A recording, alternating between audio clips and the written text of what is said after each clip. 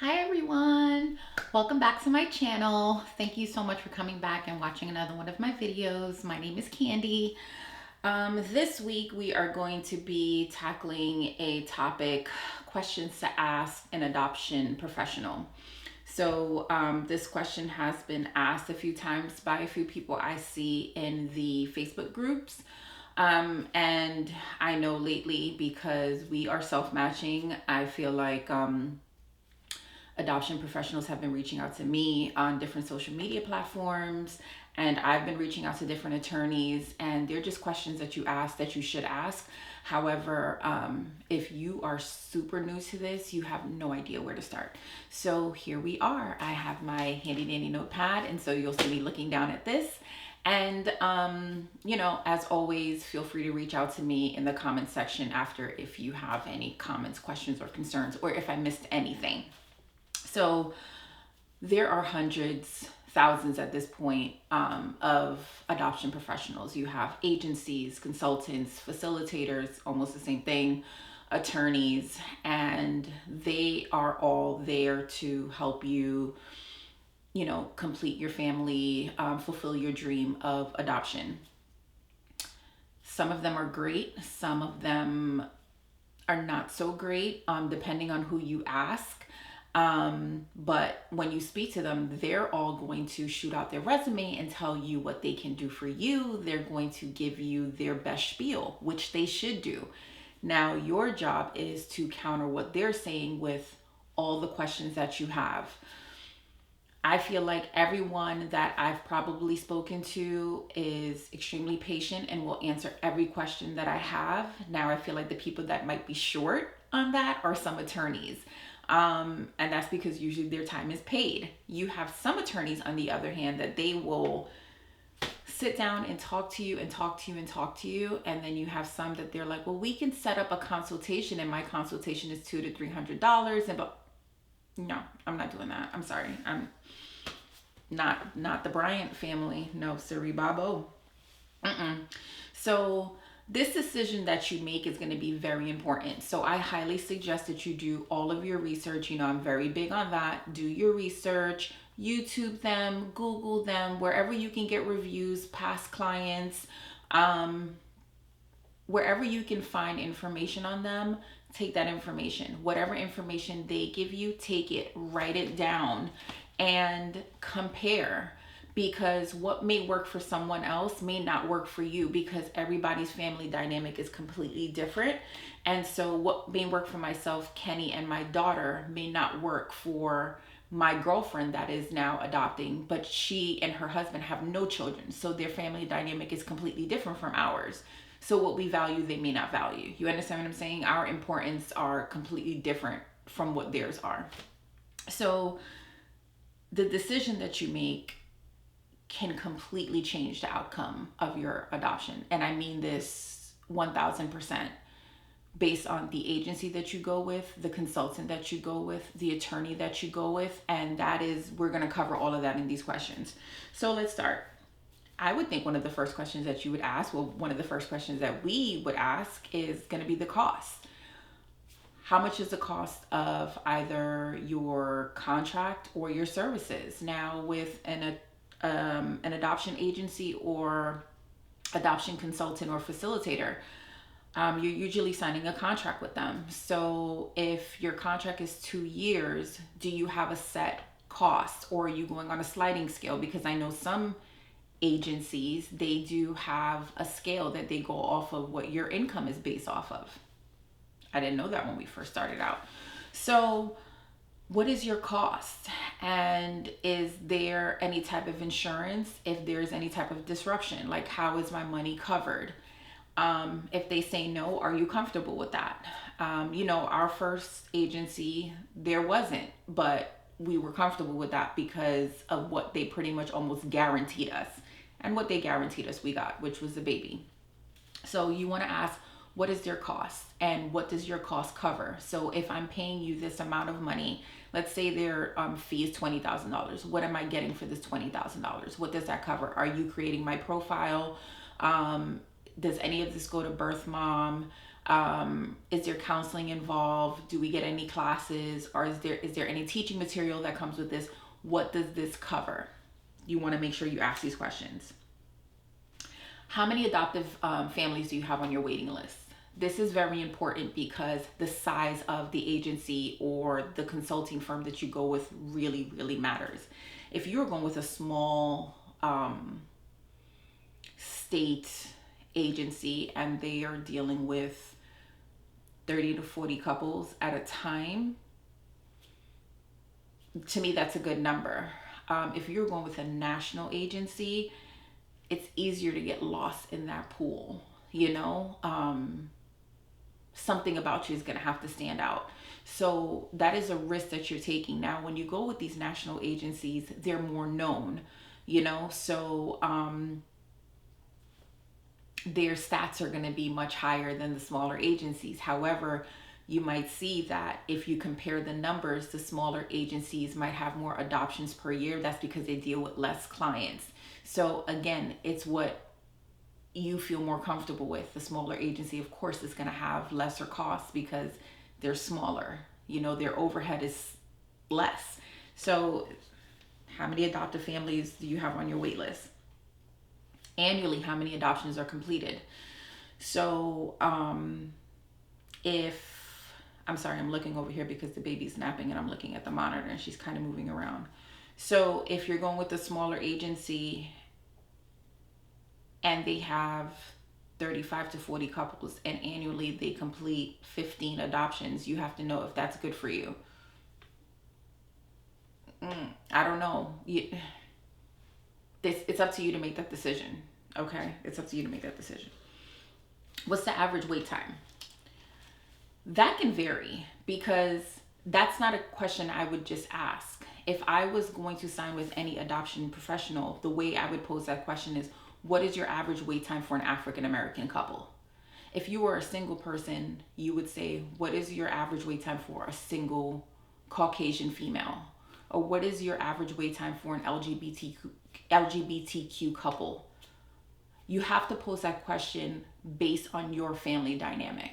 What is your average wait time for a Caucasian couple with biological children? You have to base these questions based off of your specific family, because my wait time is not going to be your wait time and your wait time is not going to be my wait time. Some people are very adamant that they want their child to be the first child in the household. So us already having children may make our wait time a little bit longer, and that's something I have to be aware of now. That wasn't an issue the first time. So when you're asking these questions, you have to make the question specific to you. Now, what's your average wait time for an African American couple? Because that's just not who we are anymore. We're an African American couple with a child. So you have to keep those things in mind.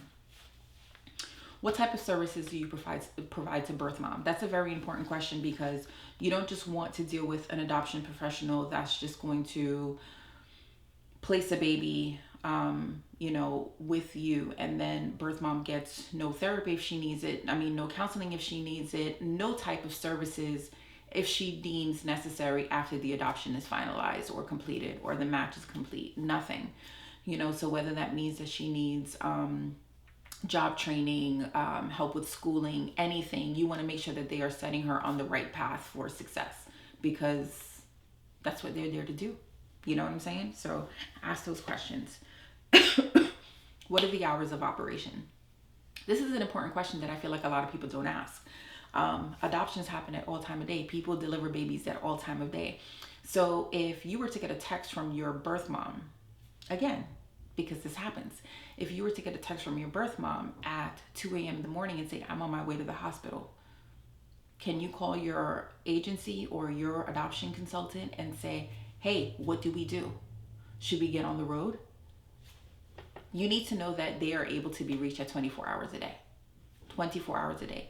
That might not happen in a smaller agency, but you need to know that you are able to get in contact with someone if you have an emergency.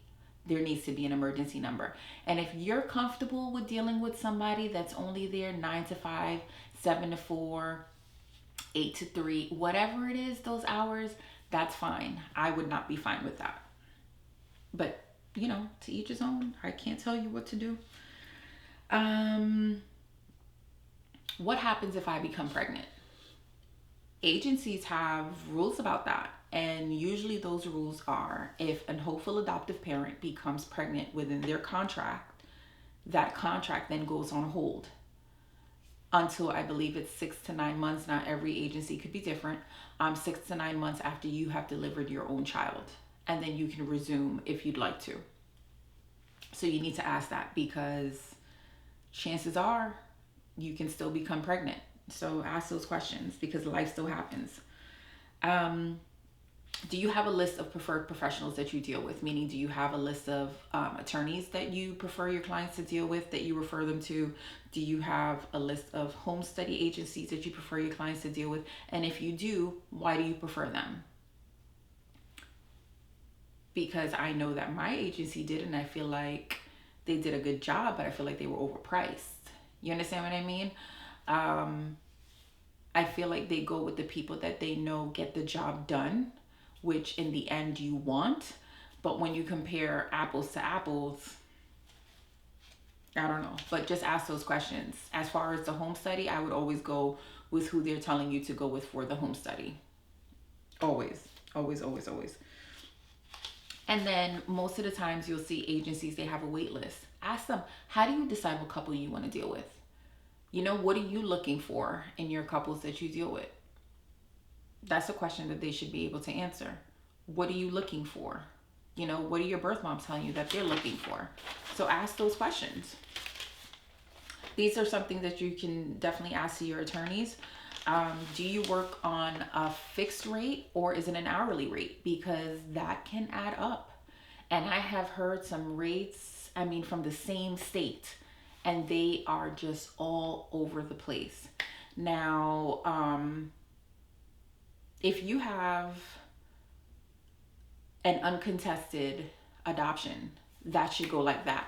But if you pick an adoption attorney and he works on a flat rate, you may have just overpaid him, because he's not going to do that much work. But sometimes you don't know. You don't know what's going to happen, so it's a risk. But that's a definite question that you should ask, is do you work on an hourly rate or a flat rate? Okay. And if you do, what is it? Like, what is your rate? Some attorneys will just tell you in that first phone conversation, this is what it is. So you can just make that decision. What are your average travel expenses? Okay. So for example, I spoke to an attorney this past Saturday, and for a 2-hour drive in the same state, he was going to charge $1,200. I made the joke to him and I said, I could be your driver. I'll put the baby in the back. She's great in car rides. She's always been. Usually she falls asleep in the car. He started to giggle and he said, okay. You know what I mean? 2-hour drive for $1,200. And then you have, like, our birth mom's attorney for our first adoption, he charged a flat rate of $1,500 for his travel rate. Mind you, he was flying from another state because he practices law in 3 different states. He charged a flat rate for $1,500, and he was flying in Christmas. So you just think about it as to, he could have lost so much money because he was flying the busiest holiday ever, and this guy was charging $300 less to drive 2 hours. So when I say these fees are so all over the place across the board, you have to ask these questions. Because if you just retain somebody off of, I know my cousin knows somebody that went to law school and they practice adoption law, or my girlfriend used this person for her adoption, or I know a coworker that had an adoption and they used it, and you don't ask them any questions, you will be as broke as a joke by the time that baby comes home. Don't do it. Call these people if you have time and ask these questions. What are your travel rates? You know what I'm saying? Because those things add up. Because if birth mom's attorney is, let's say, 3 hours away from her hospital, they're going to have to see her at least twice to go to the hospital and then to go to court. If they're charging $1,200, $1,500, $1,800, and that's if it's uncontested. If they're back and forth trying to find dad or trying to figure something else out, listen, you need to ask very specific questions about adoption laws in that state, TPRs, finalization, if it's contested or uncontested, ICPC laws in that state. Every state is so different, and ask different attorneys. When I say you need to call every Quad A attorney on that list, everyone. And then sometimes once you finish with the Quad A, because some states, when you go onto their sites, there are only 2 attorneys listed on that Quad A site. Get back off of the site and then just Google adoption attorneys in the site, and then other attorneys will pop up. Or ask the ones that you're speaking to, do you know any other adoption attorneys? And they will give you names. Okay, call them and speak to them, because all of them are going to give you different information. Some of them are going to give you things and it's just going to be like, oh, why did the other 2 tell me this? And it's good information. And make sure you're writing it down. I know you people are like, oh my God, Khandy, you are just full of knowledge. I'm not. I'm just a desperate mom trying to do research. So I feel that at the end, I'm just comfortable with the decision that I made, because like I tell you, the first time around, I feel like the ball was dropped when it came to the attorney part, because we weren't able to just really sit down and pick. They did a phenomenal job, but I wish I was able to do my part. Okay. So another question you can ask the attorneys is, if you aren't available, is there someone else in your office that can take on my case and handle it? Because listen, we are still in the middle of a pandemic. Anything can happen. Or they can get called with an emergency birth situation and they have to drive, again, 2-3 hours away to another hospital. But your mom can call you and say, oh, I'm delivering. That attorney now has to go to that hospital because your paperwork has to be signed. So do you have somebody else that can go to the hospital and take care of that? Because if he's a one-man show, that might not be the attorney that you want to deal with. Now, if this is like small town, country, or rural living, you might have to deal with it. But if not, make some more phone calls. Always get a cell phone number. Feel a few people out. Whoever you're comfortable with, I would narrow it down to like 2. Get cell phone numbers. Get cell phone numbers so when it happens, you can call their cell phone, whether that is day or night, and they will tell you that. Call me day or night, because they can get the ball rolling. How many clients are they currently working with? How many clients are you currently working with? It's the same that you want to know, because are you going to get lost? Are you going to get lost in the pile? You don't want that. You do not want to get lost in the pile. Are you a matching attorney? And if they are a matching attorney, then that's great, because if they are able to just, work off of a retainer, attorneys get calls from labor and delivery wards all the time, and they can say, oh, well, I have a client and they're ready to go, they're home study approved. So ask if they're a matching attorney. A lot of attorneys aren't, but some of them are. A consultant. Now, a consultant is like a wedding planner for adoptions. They can't marry you, so like the consultant can't finalize. They're not an agency. Like, they can't do everything, but they can get you in touch with who you need to be in touch with. So it's like they can plan your entire adoption, but they can't finalize it. So ask them exactly, what do you do? They'll be able to tell you that. And then the consultant, they're usually working with a few agencies. So whether that's 2, 3, or 4 agencies, ask them exactly how many agencies are you working with? What agencies are they? Are they faith-based? Because that's very important, because a lot of faith-based agencies, if you are a single woman, they will not accept you. If you are LGBTQ, they will not accept you. They have very specific guidelines that they will not accept people. So you need to ask these questions. And then if I'm working with this consultant agency or consulting firm, what is the discount that I get because I'm working with them? So you need to make sure that you're asking these questions. How many clients do you have right now in your firm? And what is your average match time? I feel like consultants have a very short match time because they're working with so many agencies. So their clients' profiles get shown a lot more than your average agency, because so many more birth moms are seeing it. So I think a lot of people, they get extremely excited when they see the cost of a consultant. Don't let that fool you, because in the end, it's going to work out to be the same exact cost as it would be to work with an agency. Their costs can be anywhere from $6,000 to $40,000, and I'm not even playing with you. They give you the low end. Oh, it's going to be $4,000, 5,000, and then when you add everything in from the agency fees to birth mom support to attorney fees to lodging to everything else, it is still going to be up in the 40s. So just be ready. But that is literally, that's what I have. So my hope is with all of us is that we are just doing our part. You have to ask questions. There is no wrong question, and there's no stupid question ever. And if anyone is making you feel like your question is stupid, don't work with them, because that's not what it is. You know, this is such a vulnerable time for all of us. And we just want to make sure that we're making the right decision. We're all investing our hard earned money, and we want to know that in the end, we are getting something for it. And what that something is good help. We are hiring these people to do something that we feel like we are unable to do on our own. So when I'm hiring you and I'm giving you this money, help me. You know, I want to feel like I'm not being ignored. A lot of these people I see in these groups, they're like, I haven't gotten a call.